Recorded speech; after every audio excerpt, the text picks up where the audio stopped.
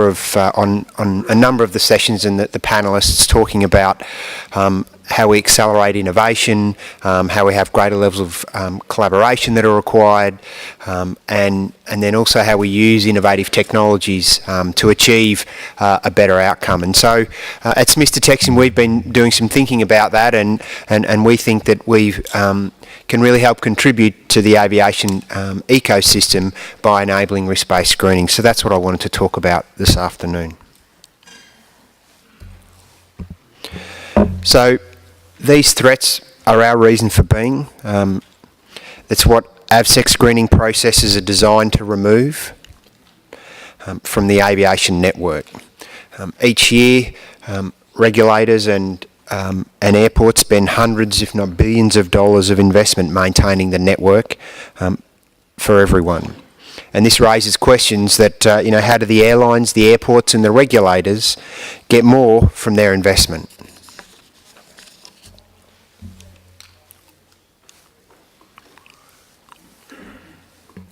So there are a couple of drivers when airports think about their digital transformation and also aviation security. The first is growth. We spoke about it this morning. It's about 5%. Some say it's going to double by about 2035, 2036. So this is about optimising the built environment, understanding the strain on existing resources, staff, and the workflows, and then considering what we can do to actually impact these. This includes optimising screening operations so that the airport can cope with the projected growth. And the second is regulation. This is an evolving environment due to the fact that the threat is not static. Regulation needs to address this evolving threat, which is causing airports to make changes to their screening solutions. And when airports make changes, they need to really be making them with their eyes wide open, because they're significant investments, and they should be making investments that will provide them the platform for future growth. As many of you would appreciate, because you're potentially living parts of that experience, digital transformation priorities are centred around improving operational performance and improving the passenger experience. Because the future airport will be diversified, automated and passenger-centric, and underpinned by secure and trusted data. There's an acknowledged shift in the passenger expectations, with the ground experience becoming an increasingly important part of the passenger journey. I travelled here from London, and there are 5 airports within easy reach of the city, all with different ground experiences, and this ground experience is a significant contributor to the traveller's journey, and equally as a part of the decision process that the traveller goes through in order to undertake their journey. And so I talk about those things as a part of the backdrop for the discussion that follows next. So today's discussion will see how we can support a safer and more efficient network, while delivering a better passenger experience to benefit the entire aviation ecosystem and all the stakeholders within it. So why now? Why do we want to talk about risk-based screening now? It's really a combination of technical and policy developments that has allowed us to be able to deliver risk-based screening, and I'll talk about those in a sec. But importantly, August last year, I've already spoke about it this morning, but Amendment 15 of Annex 17 allowed and proposed the recommended implementation of innovative processes and procedures to allow operational differentiation of screening and security controls. And this is risk-based screening.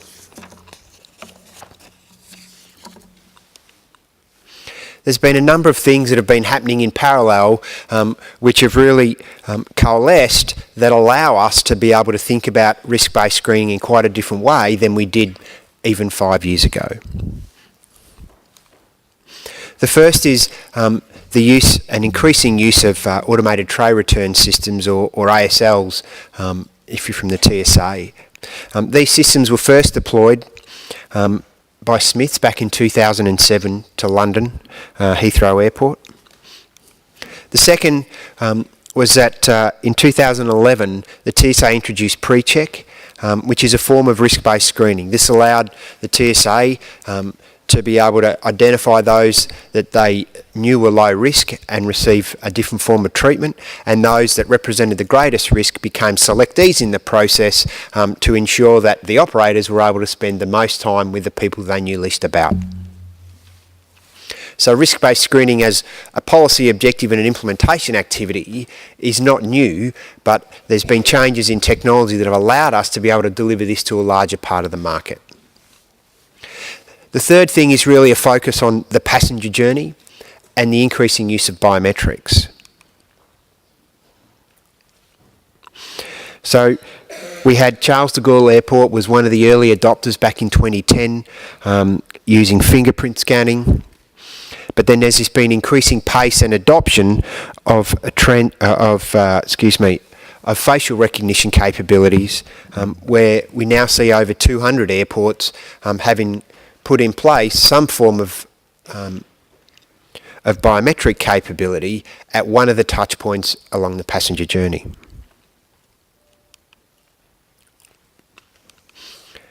And then fourthly is really the increasing use of artificial intelligence. We see AI, machine learning and deep learning capabilities to support decision making in the security operations space around the use in biometrics, whether that's using AI to be able to look at things like lithium-ion batteries, weapons or knives, but also in supporting the risk-based, the data form of risk-based screening, the profiling element.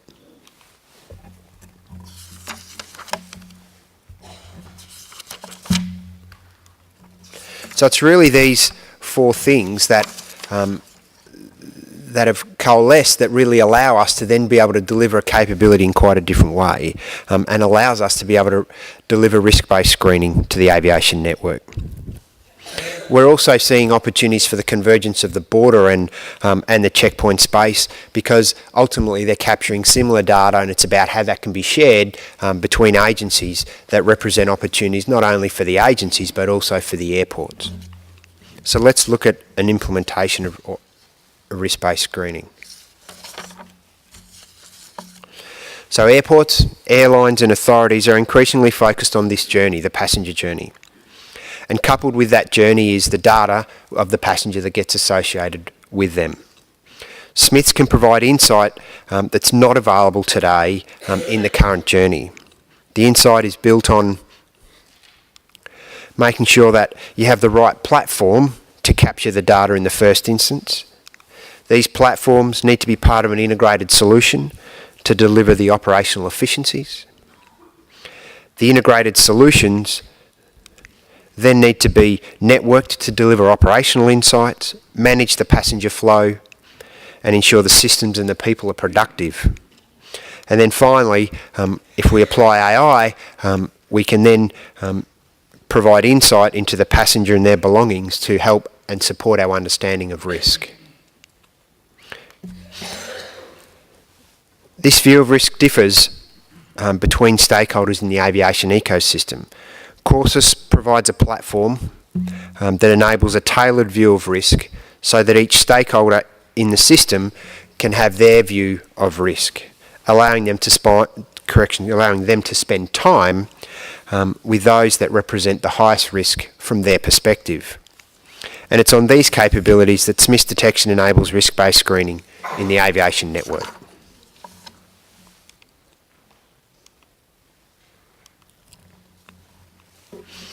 So Smith's vision for risk-based screening is to enable airports and authorities to spend the most time with the passengers they know least about or represent the highest risk, while ensuring a smoother experience for the passengers that they know most about and represent low risk. Leveraging the AVSEC regulatory compliance regime at the departure airport, the data and information of passengers and their belongings is then used to support risk-based screening activities at the departure, transit and arrival airports. This provides security and operational benefits to the airlines, the airports and the controlling authorities across the network. The Smith's courses platform is coupled with our integrated solutions at the checkpoint and the whole bag screening environment to provide the necessary insight in the security screening operations environment of the airport to ensure that we provide a more secure and efficient passenger journey. So if we think about risk-based screening at the departure airport, the passenger needs to enrol at some point in the landside part of their journey. This could be at multiple touch points that already exist, whether that's a kiosk, a bag drop, but ultimately at the final point enrolment needs to occur, which is at the entrance or the transition from the landside to the airside zone. And this is where the passenger would need to present their boarding pass, their biometric travel document, also their face, to ensure that all of those things can be linked together to ensure that the individual has the right to travel at the right time and ultimately is in the right terminal. So a biometrically enabled checkpoint, we feel, is also a key enabler to ensuring risk-based screening can occur. This is the association of the passenger and their trays, and this is a key capability because then allows the checkpoint to behave in such a way so that depending on the individual's risk to the AVSEC environment, they can then be treated in the most appropriate way.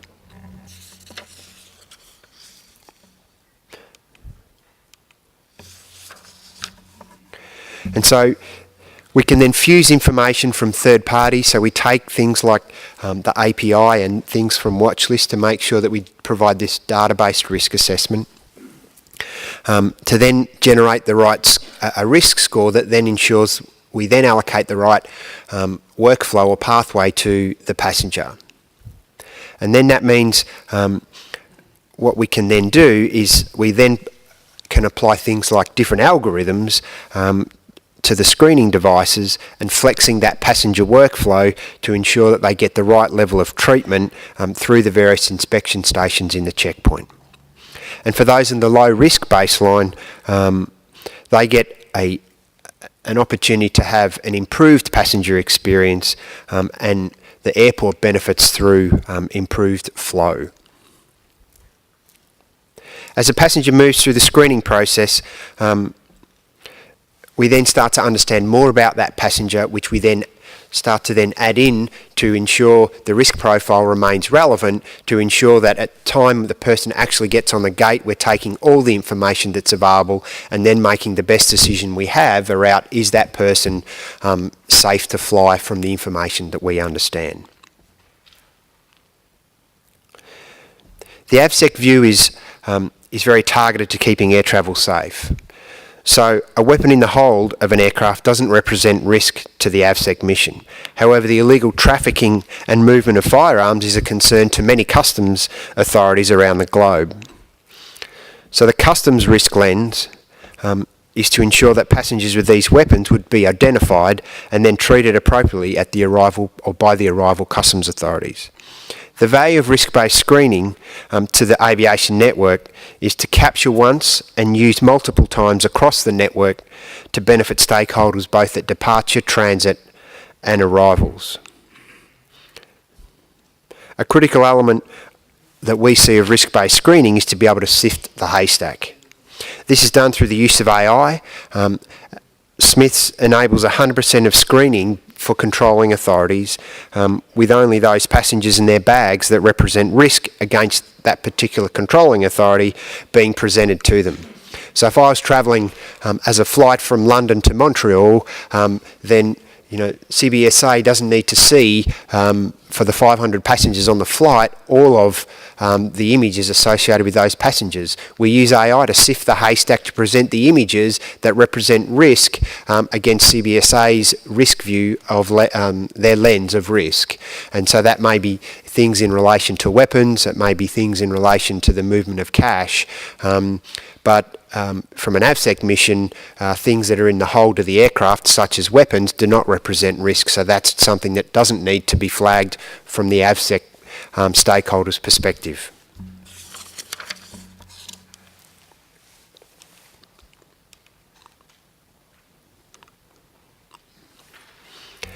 And so once you've had this capture activity, we can then use the data and make it available in transit. This ensures the passenger flow for the passengers who are low risk achieve a better flow through the transit process, and then we have the opportunity to target those individuals of higher risk. For the airport, this means smoother passenger flows, a better experience, allowing passengers and airlines greater opportunities around transit windows, and the airports then ultimately need less infrastructure to manage passenger flows, with the passengers spending more time on their airside experiences. And similarly at destination, the low-risk passengers have a smoother and faster flow out of the airport, while identifying the high-risk passengers ensures that the controlling authorities can then spend time with those individuals to resolve the risks. And this is delivered through courses. So Courses is our platform that has a number of applications which allows case management, profiler or the risk assessment capability. It allows the decision centre to support the controlling authorities in their ability to make more informed decisions. The operations optimiser, which allows the connectivity and then a better understanding of what's going on with the individual and their belongings, and then a dashboard to ensure that ultimately the overall system and the performance of that system is well understood. And then we use again a machine learning capability to fold back in to ensure that the decisions that are being made deliver benefit back into the overall ecosystem. Smiths has partnered with Microsoft to deliver Courses on the Azure platform, which is cloud first by design and a secure platform.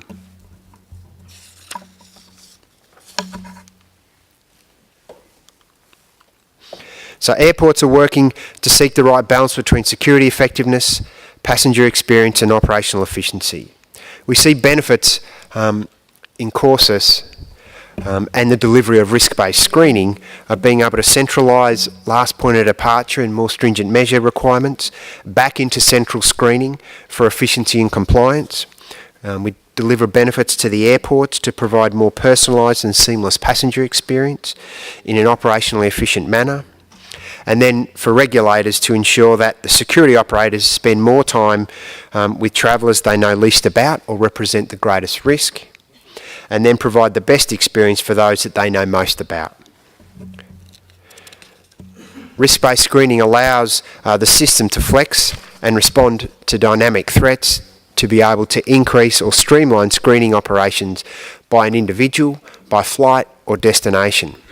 Controlling authorities benefit from the capture once and use many capability, ensuring airports and authorities at transit and destination have the most comprehensive view of risk as it relates to that particular controlling authority. The entire aviation ecosystem benefits from the enablement of risk-based screening.